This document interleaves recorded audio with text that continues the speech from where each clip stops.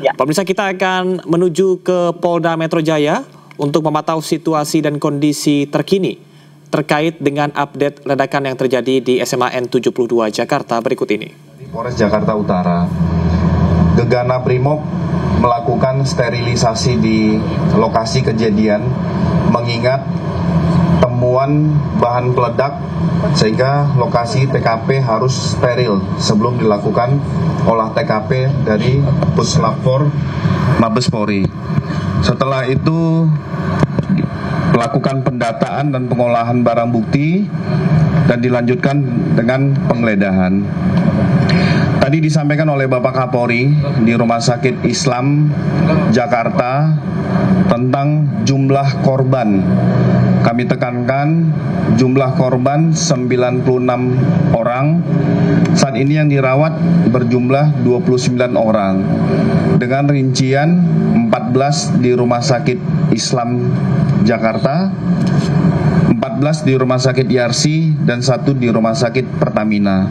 Sementara 67 orang lainnya sudah pulang ke rumah dalam kondisi lebih baik.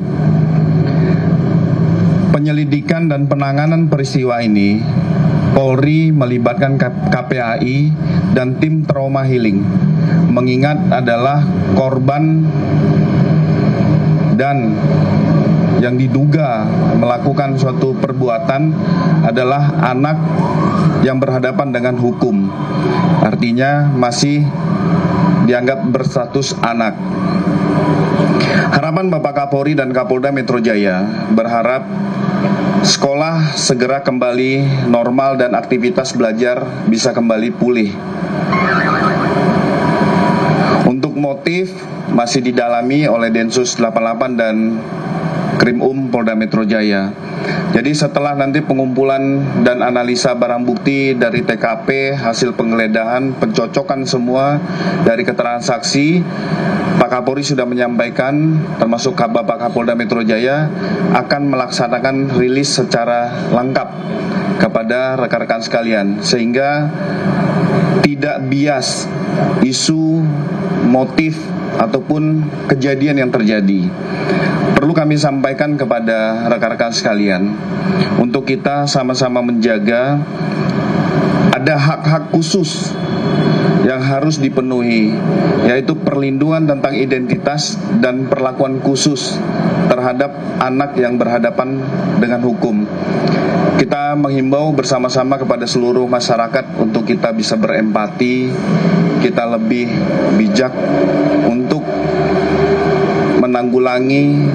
menangani peristiwa ini. Mungkin dari rekan-rekan ada yang mau ditanyakan? Ya. Kemarin itu kan sudah dilakukan penggeledahan di rumah pelaku. Apa saja barang yang diambil oleh penyidik, dan yang kedua, apakah kegiatan belajar mengajar di SMA Negeri 72 itu akan berlangsung normal hari Senin besok atau gimana, Pak? Oke. Yang pertama kami sampaikan dari rangkaian kegiatan yang dilakukan oleh kepolisian, dilakukan penggeledahan. Penggeledahan ini dari alat bukti yang ditemukan di TKP merujuk untuk memilah persesuaian antara barang bukti pada saat penggeledahan dengan barang bukti yang ada di TKP. Nanti untuk lebih detailnya disampaikan dari rilis, mengingat yang melaksanakan ada Puslap 4 Mabes Polri. Yang kedua, penekanan dari Bapak Kapolri dan Kapolda Metro Jaya, diharapkan kegiatan belajar mengajar tetap bisa berjalan kembali secara normal. Itu harapan kita bersama.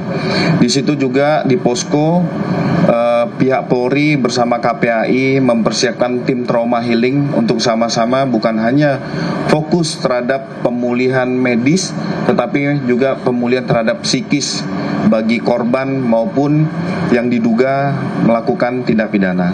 Tadi kan Pak Kapolri sudah tadi sempat nyebutin barang bukti ada sertifikat segala macam. Itu mungkin sertifikatnya apa tuh Pak Kabit? Karena ini juga yang foto penggeledahan itu ada paket polisi. Dan yang kedua, Pak Kabit bikin apa benar ada dugaan yang bom rakitan itu dia menggunakan kaleng sobek, dan itu ada berapa, apa yang muncul yang bakal. Oke, untuk barang barang bukti tadi serbuk nanti kita sampaikan secara lengkap oleh Puslapfor, karena memang ya secara scientific investigation pelaksanaan pengolahan barang bukti ini adalah di kewenangan di Puslapfor. Nanti secara mereka yang memiliki keahlian di dalam hal ini. Itu kita tunggu. Belum bisa dipastikan kalau itu ledakan itu berasal dari bom ya. Terus yang kedua, apakah aksi itu sudah dikategorikan sebagai aksi terorisme menurut undang-undang? Nah ini tadi kami sampaikan ada analisa terhadap motif dan jaringan yang dilaksanakan oleh Densus. Makanya kami berharap rekan-rekan juga bersabar. Satuan kerja ini masih bekerja dari Densus, Puslapfor, Mabes Polri, dari Gegana juga mencocokkan dari hasil temuan di lapangan, baik itu apakah dugaan bom ini berasal dari serbuk apa, itu nanti akan dijelaskan dari pihak Gegana, pihak Jibom Gegana. Pak Kabit, untuk APA sendiri yang ditetapkan itu berarti inisial MF itu yang 17 tahun, dan saat ini kondisinya seperti apa sih? Ya.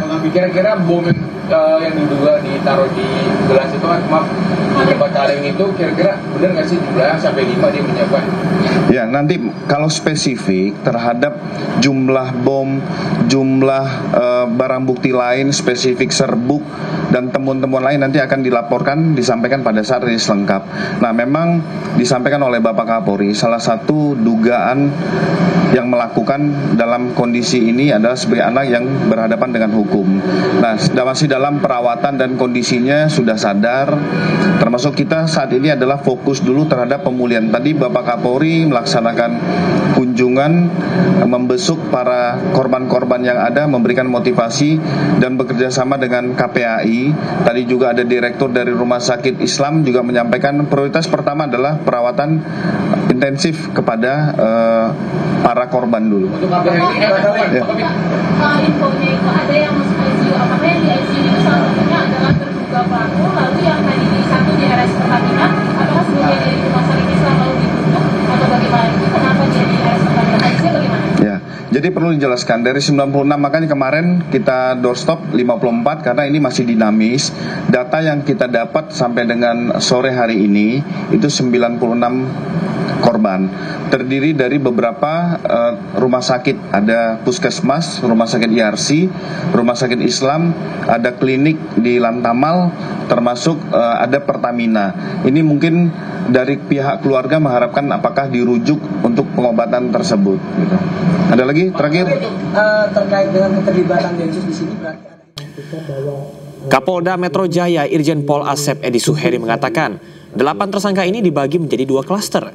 Klaster pertama yaitu pengacara Egy Sujana, Kurniatri Royani, Damai Harilubis, Rustam Effendi, dan Muhammad Rizal Fadilah.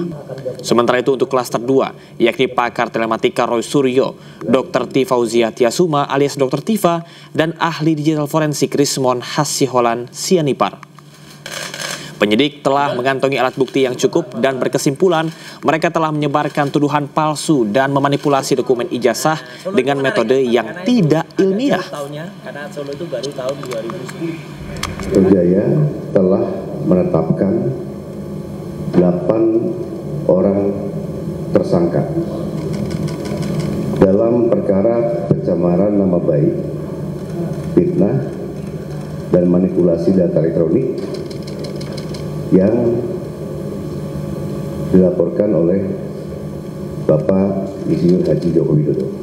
Penyidik menyimpulkan bahwa para tersangka telah menyebarkan tuduhan palsu dan melakukan edit serta manipulasi digital terhadap dokumen ijazah dengan metode analisis yang tidak ilmiah dan menyesatkan publik. Selanjutnya, penyidik akan berkoordinasi dengan Kejaksaan Tinggi DKI Jakarta untuk proses hukum lebih lanjut. Pada kesempatan ini kami tegaskan bahwa penanganan perkara yang kami lakukan murni proses penegakan hukum. Kemudian seluruh tahapan juga dilakukan secara profesional, proporsional, transparan, dan akuntabel.